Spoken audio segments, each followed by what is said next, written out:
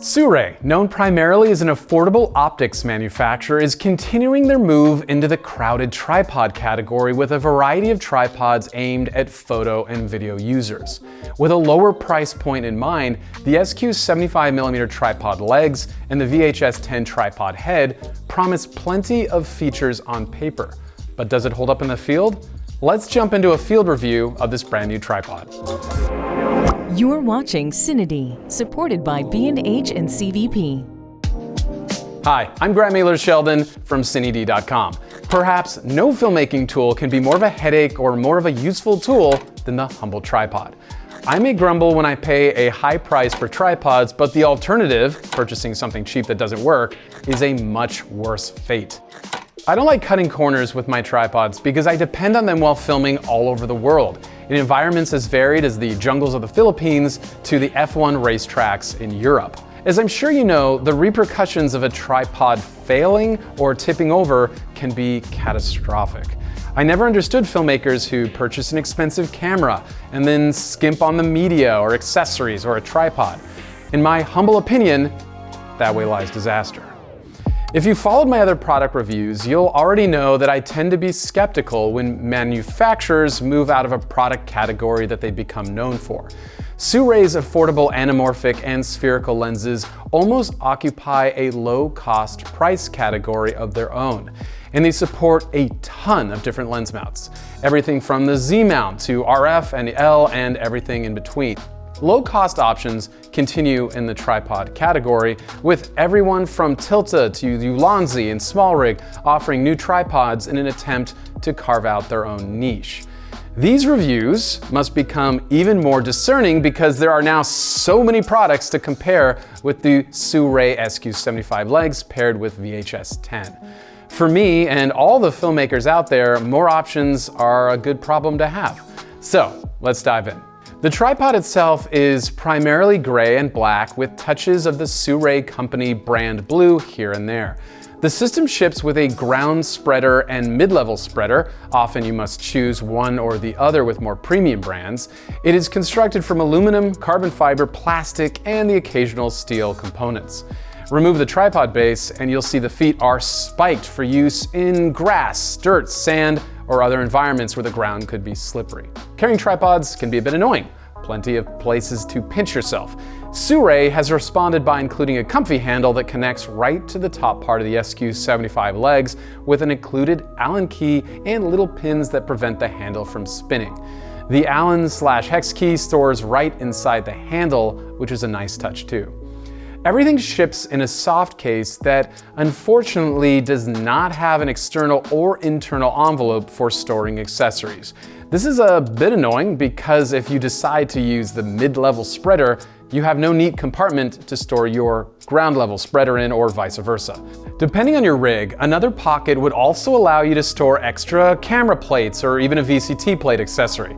Now, I wouldn't suggest checking this tripod on a flight in the soft case without adding additional padding. I just don't think it will hold up to that kind of travel. So now, the perfect user for this tripod might be someone who's just now getting into the industry, wants a high-quality tripod but doesn't want to break the bank, and still wants to have quality without cutting corners. Now, you're not going to have the payload of a premium tripod in this category, and you're not going to have some of the features that you might see from more expensive offerings from the likes of Sockler or O'Connor.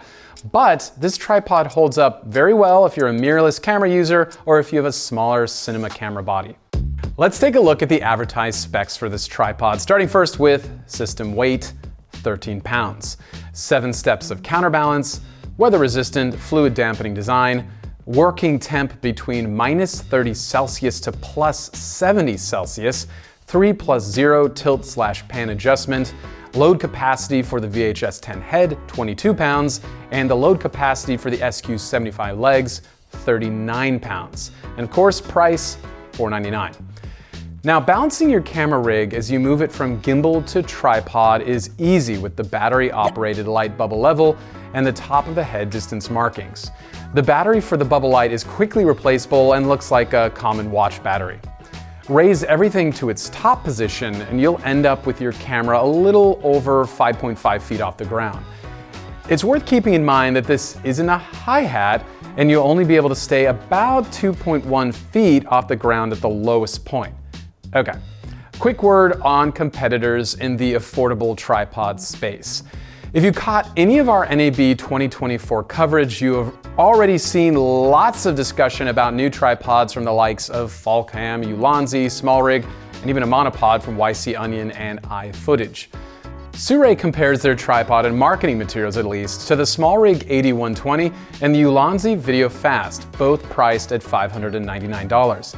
The Ulanzi and SIRUI tripods have a comparable load capacity at 22 pounds, but the load capacity for the SmallRig 8120 is a few pounds less at 17.6. Tilta now has a 75mm tripod with a similar load capacity to Ulanzi's Video Fast, but it sports a pricier $999 price tag as of publishing. Is your head swimming a bit? Mine too. Due to the mirrorless camera revolution and the move towards smaller lenses, some from SIRUI, we don't need the load capacity we used to. Even mid-body cinema cameras like the upcoming Canon C400 or even the Sony FX9 aren't that heavy fully rigged out. Okay, moving on. Let's ask ourselves, what makes a good tripod? Load capacity and overall weight, I mean, you'll be lugging this thing around after all, need to be considered, but I want to add a third quality which might be less obvious that I pay attention to. For me, the tripod serves as an extension of my creativity, and as such, it has to be easy to use. So easy to use that I'm able to work off motor memory to grab a shot quickly before the moment is gone. Okay, cost is a consideration, but most tripods should be tools that last for years without requiring frequent service. Now moving to usability. My favorite feature of the VHS10 tripod head is the handle for the 75mm half bowl. One time-consuming aspect of tripods in general is the need to move the tripod head back and forth between a slider, perhaps a Dana dolly, as unscrewing the tripod head from the legs always takes a bit of time. For this, SIRUI engineers devised an interesting solution. Unscrew the handle a few rotations and then hit a blue button to instantly remove the tripod head from the legs. Pretty cool. Worried about hitting the blue button early? Don't be. The design has made it so that's just not possible.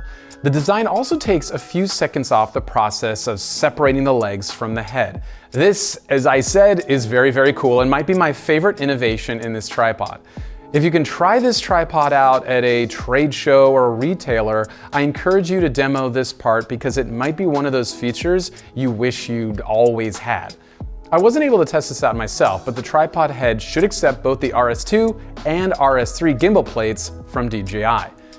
One of the actions I care most about is the ability to raise or lower the tripod to different heights. Most designs I've seen these days allow for unlocking one mechanism per leg to raise or lower the tripod.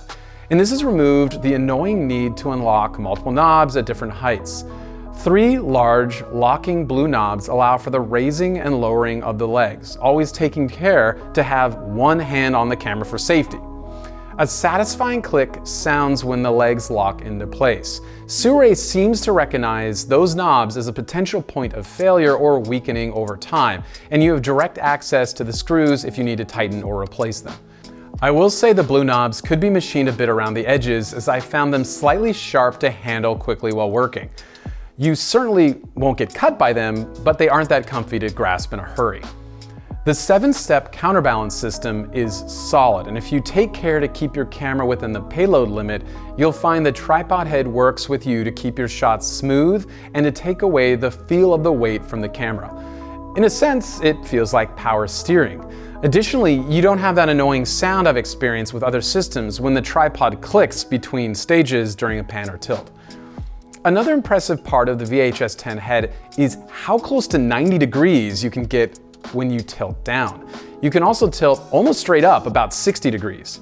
Product shooters will appreciate that 90-degree tilt, and the fact you have such a wide range when tilting makes it a bit easier to undersling this tripod head compared to other tripods I've used in the past. All right, now for some final thoughts. Purchasing a tripod is always a bit of a dance. You need a tripod that handles the max weight of your camera but gives you some flexibility if you want to add a heavier zoom or fizz gear. In instances where you are filming alone, you don't want the tripod weight or operation to slow your pace. SIRUI has balanced these considerations well here with a 13-pound tripod that doesn't break your back to carry while giving you a 22-pound payload capacity that will fit well with various mirrorless cameras and even some smaller to mid-sized cinema bodies. Both the SQ75mm tripod legs and the VHS10 head are shipping now for the price of $499.